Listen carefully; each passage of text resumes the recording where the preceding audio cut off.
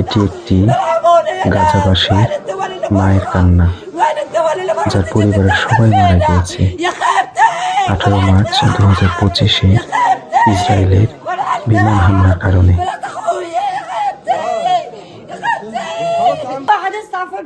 এটি আরেকটি মায়ের কান্না, যার দুটি ছেলে মারা গিয়েছে।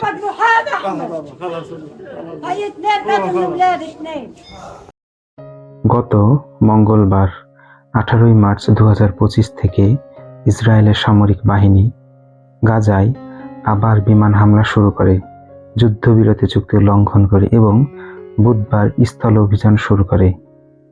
বিমান হামলার প্রথম দিনেই 400 জনের বেশি নিরপরাধ ফিলিস্তিনি নিহত হন। হামলা শুরুর প্রথম 3 দিনে কমপক্ষে 710 জন ফিলিস্তিনি নিহত হয়েছেন। এদের মধ্যে অর্ধেকের বেশি নারী ও শিশু, এবং আহত হয়েছেন অন্তত 900 জন। ইসরায়েলের প্রধানমন্ত্রীর কার্যালয় থেকে এক বিবৃতিতে বলা হয়েছে, ইসরায়েলের প্রধানমন্ত্রী বেনিয়ামিন নেতানিয়াহু এবং প্রতিরক্ষামন্ত্রী ইসরায়েল কাৎজ মঙ্গলবার সকালে হামলার নির্দেশ দিয়েছিলেন।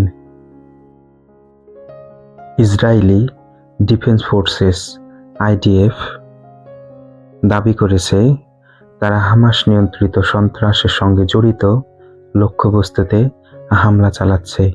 গত 19 জানুয়ারি 2025 যুদ্ধবিরতি শুরু হওয়ার পর গাজায় এটি ইসরায়েলি বাহিনীর সবচেয়ে বড় বিমান হামলা। প্রত্যক্ষদর্শীরা বলছেন, পবিত্র রমজান মাসে রোজা রাখার উদ্দেশ্যে অনেকে সেহরি খাচ্ছিলেন। ঠিক তখনই গাজায় বিস্ফোরণ শুরু হয়।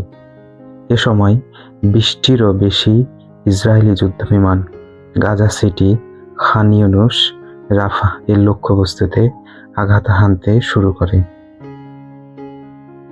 গাজার স্বাস্থ্য মন্ত্রণালয়ের তথ্য অনুযায়ী, ইসরায়েল হামাস যুদ্ধের ফলে 2023 সালের 7 অক্টোবরের পর এ পর্যন্ত অন্তত 49,617 জন নিরপরাধ ফিলিস্তিনি নিহত হয়েছেন এবং 1,12,950 জন ফিলিস্তিনি আহত হয়েছেন। গাজার 21 লাখ জনসংখ্যার বেশিরভাগই একাধিকবার বাস্তুচ্যুত হয়েছেন। গাজার প্রায় 70% বাড়িঘর ক্ষতিগ্রস্ত বা ধ্বংস হয়েছে। গাজার স্বাস্থ্যসেবা, পানি ও স্যানিটেশন ব্যবস্থা ভেঙে পড়েছে।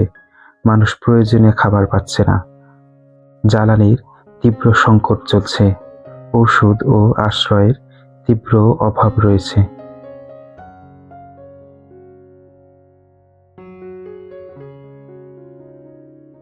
ইসরায়েলের প্রধানমন্ত্রী বেনিয়ামিন নেতানিয়াহু বলেছেন, গাজা উপত্যকায় হামাসের বিরুদ্ধে ইসরায়েল পূর্ণ শক্তিতে যুদ্ধ পুনরায় শুরু করেছে এবং এটি কেবল শুরু। ইসরায়েল ও হামাসের মধ্যে সর্বশেষ যুদ্ধ শুরু হয়েছিল 2023 সালের 7 অক্টোবর। হামাস ইসরায়েলের দক্ষিণাঞ্চলে হামলা চালালে 1200 জনের বেশি মানুষ নিহত হয়েছিল, যাদের বেশিরভাগই বেসামরিক মানুষ ছিল, এবং হামাস ওই সময় 251 জন ইসরায়েলি নাগরিককে জিম্মি করেছিল।